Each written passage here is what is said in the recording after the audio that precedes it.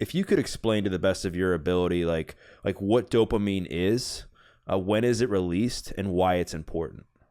Okay, so dopamine is a chemical that we make in our brain. It has different functions in the brain. For example, it's very important for movement, and it's also essential for the experience of pleasure, reward, and motivation.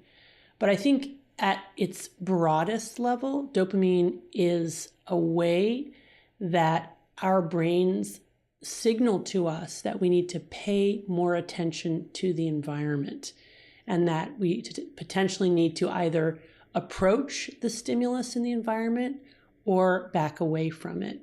And the reason I think that that's a better, broader way of understanding dopamine is because we can have a release of dopamine in response to things that are negative stimuli, as well as to things that we typically associate with a positive or rewarding experience.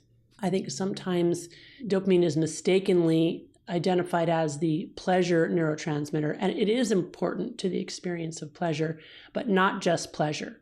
Novelty in and of itself, so anything new in the environment, even if it's potentially negative, will get our brains to release dopamine in response.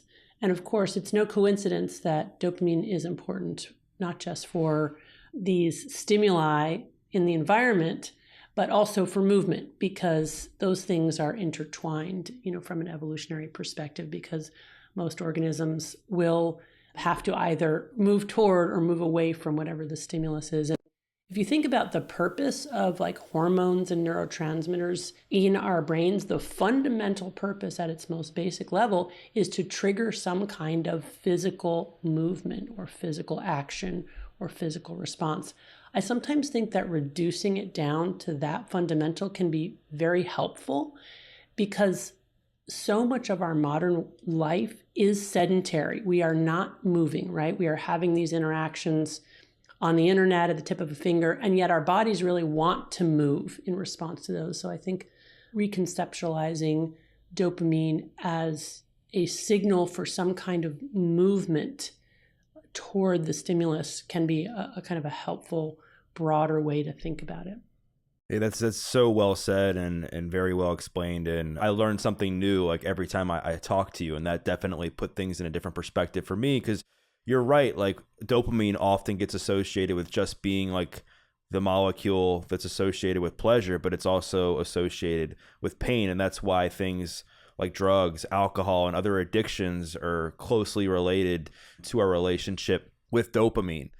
As far as what happens in a real-time situation with dopamine, the way I understand it, and feel free to correct me if I'm wrong, is that say that I am going to do something, let's just say that I'm addicted to drugs and I am super excited to go score some drugs. Dopamine, as I understand it, is what's getting me excited and moving towards seeking that rush, that high, that chase. And then once I get the drug and do it and come down off the high, it almost feels like there's no more dopamine. You don't feel good anymore. Can you see that a lot? If somebody goes and cheats on their partner, they'll have the same kind of response, or they spend a bunch of money that they didn't want to spend. It's always the chase feels good, and then once you've got it, you feel like crap. So what's going on in the brain, and why do people feel like that? Right. So let's break it apart in a couple different pieces. So there's the piece about anticipating our reward. And we can only anticipate our reward if we've learned that it is reinforcing or rewarding for us because we've done it in the past. And this gets to the heart of what people talk about when they talk about addiction as a learned behavior, because that is the element of learning. Our brain remembers our reaction in the past to that stimulus. Unfortunately, what our brain tends to remember is some of the earliest exposures to that drug. We're very bad at remembering the sort of negative downstream consequences, which in and of itself is really interesting, right? That we have this vivid, acute memory of the early reinforcing effects of our early drug use, but are almost amnestic for the sort of negative consequences of drug use. But importantly, once we've learned to associate that behavior or that substance with feeling good or feeling some kind of reinforcing, feeling, then when we think about that drug or when we anticipate using that drug, we're already getting an increase in dopamine firing. So remember that dopamine, we're always firing dopamine at a kind of baseline tonic level. Then when we are reminded of our drug, a trigger, or we're anticipating using that drug, we get an increase. The point being that we're already a little bit high anticipating that drug. Now we have to do, the work of going to get it. But here's a key piece. Right after we have that increase in dopamine firing as we're anticipating the drug, immediately that's followed by a decrease in dopamine firing, not just to baseline levels, but actually below baseline levels. So our anticipation or our recall of drug use alone triggers this dopamine deficit state, which then drives the craving. So once we've anticipated the drug use or been reminded the drug use, we get a little bit high, then we get that dopamine deficit state, and now we're sort of caught in the clutches of the incredibly strong physiologic urge to get dopamine firing at least back to baseline. So very hard once we've put ourselves in that state or been put in that state accidentally to resist the compelling drive to restore baseline dopamine firing. So that's the first piece of it. Now we're craving, we go get it. Like there's no slowing down that train, right? We go and we get it. We only remember like the euphoric recall of using. We use it. And if we're in the early stages of our addiction, when we use, we will get an even bigger increase in dopamine release with ingestion of our drug, right? But what happens over time is that we develop tolerance. So over time with repeated use, we develop tolerance, meaning that we need more potent forms of our drug to get the same effect. And if we are using enough for long enough, essentially our brain learns that drug to the extent that we get zero bump with actual ingestion. So again, we anticipate the drug, we get a little bit of dopamine release above baseline, followed by a dopamine deficit state. That's craving, that drives the work to do it. Now we're expecting a big dopamine increase with drug ingestion, but because our brains have changed our hedonic or joy set point, we no longer get that big increase. Instead, we get a tiny little bump or maybe no bump at all. We actually go into the dopamine deficit state immediately or get the opposite. So that's really important because if there's one thing that will send our brains into a dopamine nosedive, it's anticipating a reward that doesn't come, right? So we thought that using would bring about a certain feeling.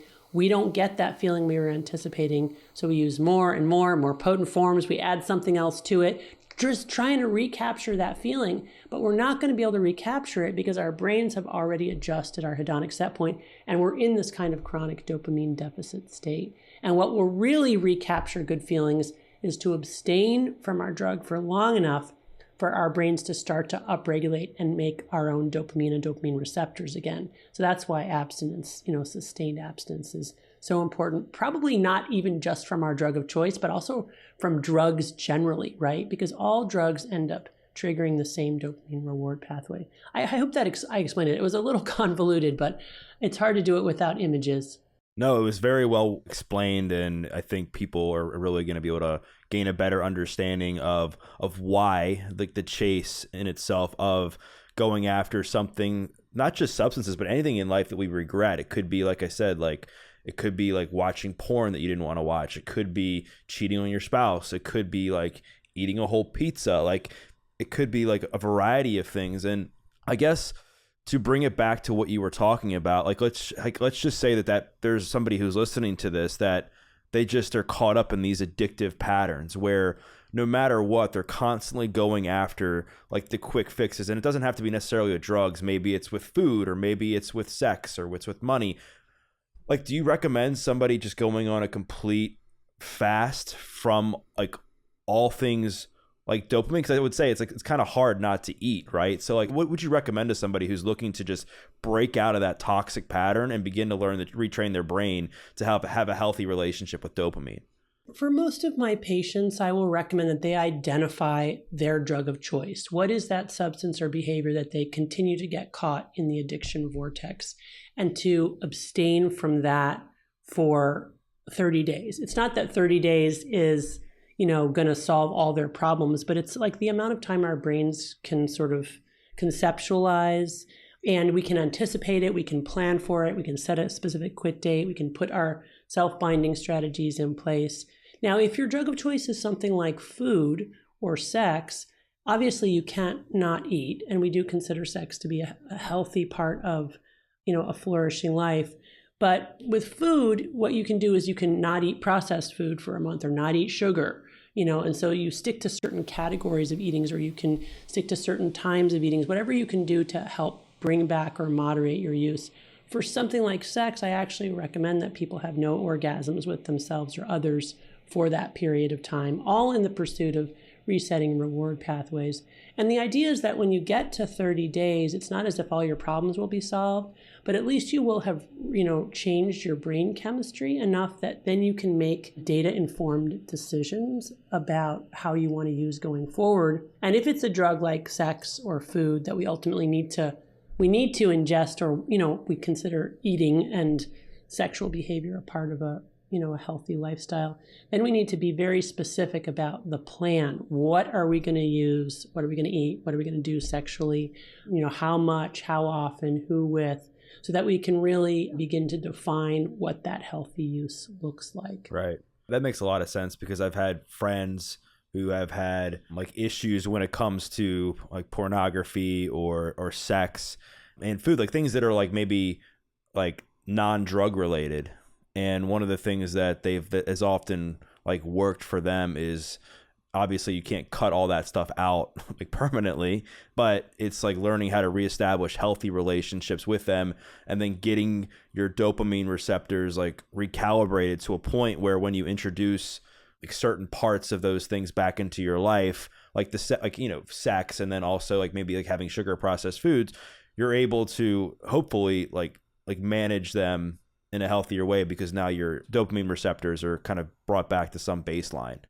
Yeah, I think that was really well said. It's this acknowledgement that we are animals, and that our ancient wiring, has evolved to have us consume as much of the good things that come our way as humanly possible. Because in a world of scarcity, you could never predict when you might not have more of that. But now, of course, we have an infinite supply of almost every reinforcing substance and behavior. And so it's a really hard world to live in, especially if we have that kind of innate vulnerability to be over consumers, or to do things at, the maximum volume, so to speak. So I think acknowledging, the physiologic imperative or loop that we can get into, and then recognizing that it's not hopeless, and that truly by abstaining for long enough, we can reset reward pathways such that we're then re-entering engagement with that substance from a new place, from a healthier baseline, from a place of more resilience and ability to manage our consumption. Not that it's easy going forward from that. Again, we have to be very disciplined. We also have to be aware of what are the things that are like stepping stones to our drug of choice. So for example, for me, as I write about in the book how I got addicted to erotic novels. And it was interesting to begin to observe after I did a dopamine fast from them, and then went back to using them, had the abstinence violation effect where like I binged all weekend long, showed up at work like with no sleep, feeling horrible. And then actually had to give up those erotic novels for a year to really kind of feel like I could manage it again. Then discovered, going back to trying erotic novels, that it like didn't do the trick. That I was going to need a so much more potent drug to recapture that original, that I just sort of said, I'm not going to use that substance anymore, because I don't want to go to the place that I would have to go, to recapture it. But of course, so people with the disease of addiction, that's part of their disease, that they would be willing, that they have that nature, they would be willing to go very, very far. So, I think these are such things that can really present themselves in so many aspects of our life. So we always have to kind of be aware and monitor. It's a balancing act, right? It's a delicate balancing act, but it is possible.